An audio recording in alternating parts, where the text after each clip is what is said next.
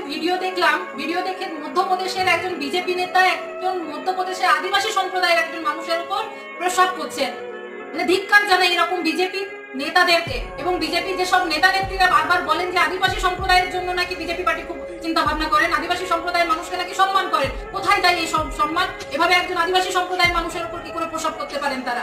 আমরা আগেও দেখেছি বিরোধী দলনেতা শুভেন্দু অধিকারী আমাকে এবং দেবনাথ হাসদাকে পায়ের তলায় জুতো নিচে রাখার কথা বলেছেন, তারপরেও কিন্তু বিজেপির পার্টি তরফ থেকে কোনো রকম অ্যাকশন নেওয়া হয় না। এটা হচ্ছে বিজেপির আদিবাসী প্রেম। তারপরে আমরা দেখেছিলাম কি আমাদের মাননীয় রাষ্ট্রপতি একজন আদিবাসী সম্প্রদায়ের মানুষ, সেই জন্য সংসদ ভবন উদ্বোধনের দিন তাকে একটা নেমন্তন্ন পত্র পর্যন্ত দেওয়া হলো না। এত আদিবাসী প্রেম। এই জন্য আমি সমস্ত আদিবাসী সম্প্রদায়ের মানুষের কাছে আবেদন করব